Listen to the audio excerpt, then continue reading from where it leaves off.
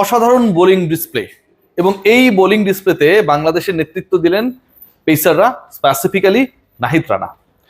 প্রথম 5 ওভারে 5 উইকেট নিয়েছেন। পাকিস্তানের অবস্থা একটা সময় এমন ছিল যে আসলে তারা 100 করতে পারবে কি পারবে না সেটা নিয়ে একটা ধকপক অবস্থা হয়েছিল। 81 রানে 8টা নেই।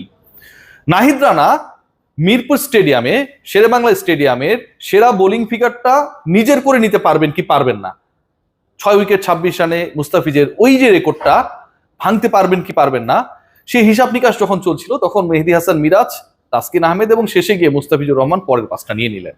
কিন্তু ঘটনা যেটা ঘটেছে সেটা হলো 114-র মধ্যে প্যাকেট হয়ে গেছে পাকিস্তান।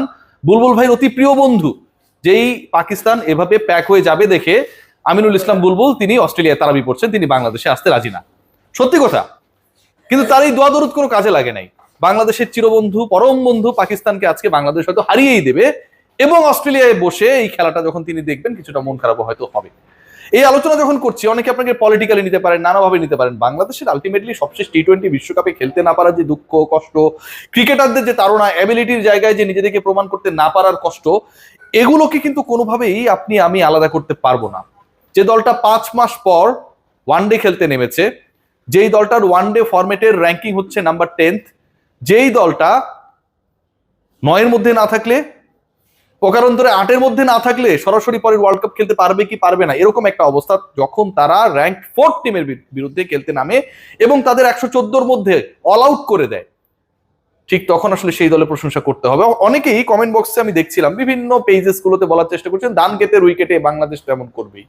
ভাই, বাংলাদেশের স্পিনাররা যখন ভালো করে, সাকিব আল হাসান, মেহেদী হাসান মিরাজ, তাইজুল ইসলামরা যখন ভালো করে প্রতিপক্ষকে দোষিয়ে দেয়, স্পিনিং ট্র্যাক নিয়ে আপনি ধানক্ষেতের সেই তত্ত্ব বাস্তবায়ন করতে পারেন।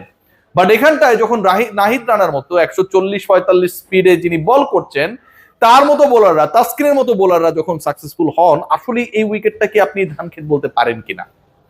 যেই উইকেটের 7টা, যেই উইকেটে 10 উইকেটের প্রতিপক্ষে 7টা উইকেট পেসাররা নিয়েছেন, 70% উইকেট পেসারদের দখলে, সেই উইকেটকে কি ধানক্ষেত বলার সুযোগ রয়েছে নাকি? বাংলাদেশের bowling department properly spot on ছিল, প্রপারলি ক্লিক করেছে। নাহিদ রানা 4th বোলার হিসেবে বোলিং অ্যাটাকে যুক্ত হয়েছেন, তার আগে আরো 3 জন বল করেছেন। 4র্থ বোলার হিসেবে আসার পরেই আসলে বাংলাদেশ সফলতা পাওয়া শুরু করে এবং তার প্রথম ওভার, দ্বিতীয় ওভার, তৃতীয় ওভার, চতুর্থ ওভার, পঞ্চম ওভার, প্রথম 5 ওভারে 5টা উইকেট তুলে নেওয়া, এটাই দেখায়, এটাই প্রমাণ করে, ইন্ডিকেট করে যে বাংলাদেশ বোলিং ডিপার্টমেন্ট সত্যি সত্যি অসাধারণ শুধু করেনি। মিরপুরের উইকেট যে ধানক্ষেতের না, এটাতে আসলে একটা ইভেন্ট উইকেট, যেখানটায় স্পিনাররাও ভালো করেছে, মেহেদী হাসান মিরাজ, যেখানটায় পেসাররা নিয়েছেন 7 উইকেট, সেই ব্যাপারটাকে ইন্ডিকেট করে। আজকের ম্যাচে সিগনিফিকেন্ট কয়েকটা পয়েন্ট রয়েছে। একটা হচ্ছে ওই যে প্রথম 5 ওভারে নাহিদ রানা যেভাবে ভালো করলেন, এবং একই সাথে আপনার খেয়াল করে দেখবেন যে মেহেদী হাসান মিরাজ কিন্তু অনেক সমালোচনা হচ্ছে। মেহেদী হাসান মিরাজের ক্যাপ্টেন্সি ভালো না, মেহেদী হাসান মিরাজ দলে থাকার যোগ্য না, যখন যে যাকে পায় তার সমালোচনা করতে খুব ভালোবাসে, মন খুলে সেটাই চলছে। কিন্তু এন্ড অফ দ্য ডে মিরাজের ফিল্ডিং সেটআপ কেমন ছিল? ওই যে নাহিদ রানার বলেই যখন আগা আউট হয়ে গেলেন, যে ক্যাচটা তানজিদ তামিম গ্রহণ করলেন, অসাধারণ একটা ক্যাচ, হাতে পড়লো, হেলমেটে লাগলো, আবার পড়লো, ফাম্বলিং হলো, শেষ পর্যন্ত দৌড়লেন এবং ব্যাটসম্যান আউট। 140-এর বলে যখন এরকম একটা সিচুয়েশন ক্রিয়েট হয় এবং ওই পজিশনে একজন ক্রিকেটার এরকম একটা ক্যাচ নেন, তার থেকেও দুর্দান্ত ডিসিশন ছিল এক্সট্রা বাউন্সে এরকম ধকপকানি তৈরি হইতে পারে বাকি ব্যাটারদের এবং ওই জায়গায় ক্যাচ উঠতে পারে, এই সেন্সটা মেক করে একটা ফিল্ডারকে সেট করা, যেই কাজটা ultimately Bangladesh team management captain করেছে। এই ম্যাচে তো নাহিদ রানারও থাকার কথা ছিল না, শরীফুল ইসলাম আজকে বাংলাদেশের 3rd পেসার হিসেবে খেলবে, এটাই এক্সপেক্টেড ছিল। কিন্তু নাহিদ রানাকে খেলানোর ডিসিশনটাও তো অনেক বড় সাহসী সিদ্ধান্ত ছিল।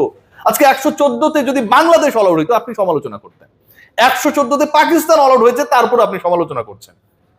আমরা আসলে আমাদের দেশকে, আমাদের ক্রিকেটকে, আমাদের পারফরমেন্স গুলোকে কতটুকু ধারণ করি, সমস্যার জায়গাটা কোথায়, I have no idea. So আজকে বাংলাদেশ যেভাবে খেলেছে আমার কাছে মনে হয় এটা নতুন শুরু। যেই বাংলাদেশ বিশ্বকাপ খেলতে পারে নাই, যেই বাংলাদেশের ক্রিকেটারদের অ্যাবিলিটি নিয়ে আমাদের মধ্যে, দর্শকদের মধ্যে, ম্যানেজমেন্টের মধ্যে অনেক প্রশ্ন, সেই তারা আজকে দেখিয়ে দিয়েছে যে Pakistan, they are rank 4th in ODI cricket, তাদেরকে 114 রানের মধ্যে একটা সময় মনে হচ্ছিল 100 করতে পারবে না, প্যাক করা সম্ভব।